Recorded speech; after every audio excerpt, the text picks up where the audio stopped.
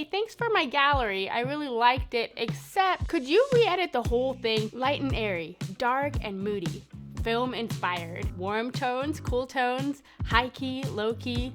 I'm sure you've heard some of these phrases before, but what one would you use to describe your style? I'm Michaela, I'm a photographer, and today I'm here to talk to you about finding your signature style. Now, when it comes to photography, there are so many components that work together as the building block to finding a style. Now, you may be thinking, why do I need a signature style? I don't want to box myself in and make it so that I have to edit only one way. And I totally get that. Photography is art, and art is ever evolving. It's attached to our emotions. It's something that we don't want to be put in a corner. Don't worry, you don't have to be boxed in to have a signature style. And there are some really great reasons why you should have a signature style to start with. Let's talk about those. First of all, having a signature style allows your brand to be recognizable. It allows people to see your work and know who took the photo to begin with. I can think of, right off the top of my head, a really great example of this. When I think of who has the most recognizable style in photography history, my brain immediately goes to Ansel Adams. Now, this guy is a legend. He was around long before we had digital cameras, and he still had a way to create a recognizable style. He used shadows and contrast. He used composition. He used all of these things to create a look that you can just look at his photos and be like, that's Ansel Adams. How cool is that? That's major goals. Now, not only is it good to have a recognizable brand, it helps to have a consistent portfolio. The reason this is helpful is because when a client goes to your website, your social media, or looks at your portfolio, they can see a common thread that runs through every image, and it helps them know what's important to you. It helps them know what your style is, and also what they might be getting if they were to work with you.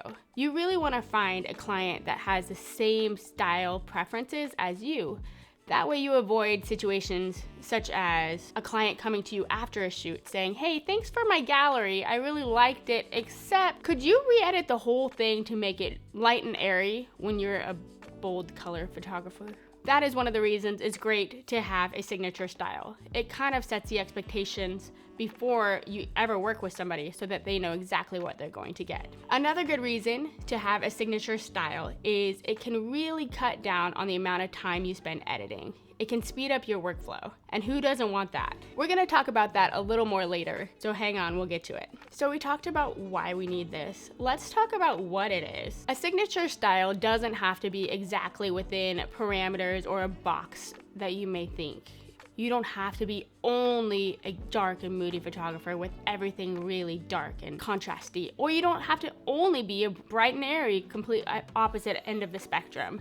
But having some sort of similar repeating pattern that goes throughout all of your work is what makes your signature. Let's talk about some of the different types of editing styles. These are the most popular ones, or the ones I hear about the most, but there are plenty of them out there, and there are a lot of different variations on these as well. The first one I want to talk about is the light and airy style. Now, this style is beautiful. It's soft and light and often very happy and optimistic. It tends to be higher on the exposure end. The shadows are bumped up quite a bit. We don't have any dark shadows. Contrast is usually lowered, and colors are usually true tone, but maybe muted just a little bit, especially in the greens. One of my favorite light and airy photographers is Caitlin James. You may have heard of her. She's amazing at what she does, and she has a beautiful light and airy photography style. The next style I want to talk about is bold and colorful. Now, this style is probably one that I am closest to, other than true to color, which is kind of my vibe. Bold and colorful is not quite dark and moody, but definitely more on the high contrast, vibrant colors than light and airy. It is something that is really used to showcase emotion, but also highlight color.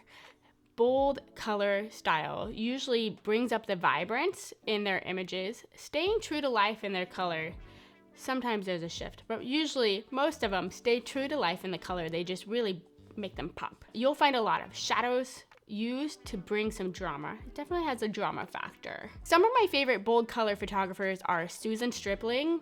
She has a huge gift of taking the drama, using light and shadows, but not dark. It's just very bold and still using color. Another one is Esteban Gil. He has a great gifting of using color in his images. You can see when you're scrolling through their portfolios that they love to use color. They're not afraid of shadows, but sometimes they have lighter images as well.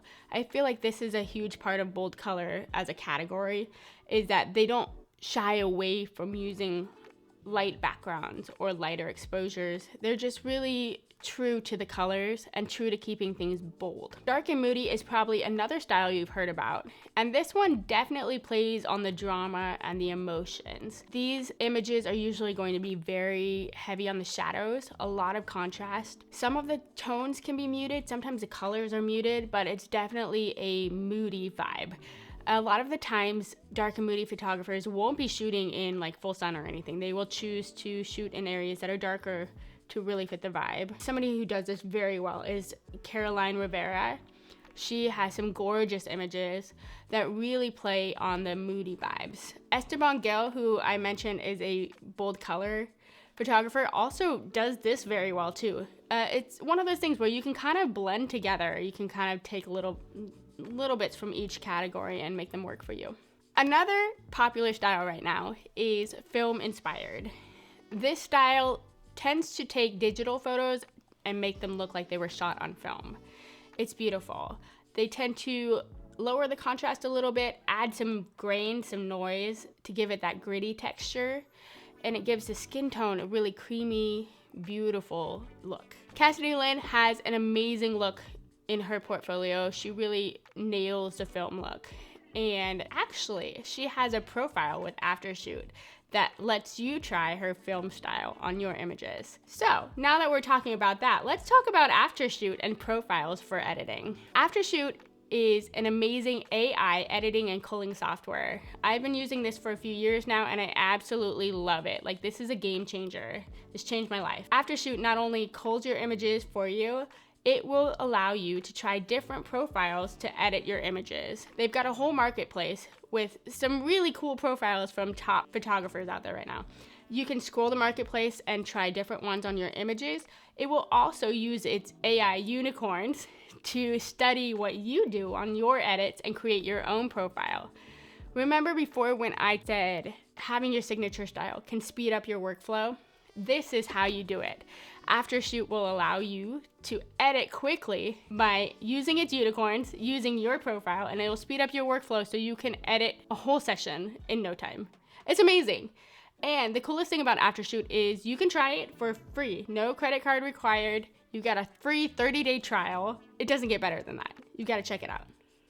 Okay, so we know why we need a signature style. We know what some of the signature styles may be, or kind of have an idea of what a style is. Now let's talk about how we get it.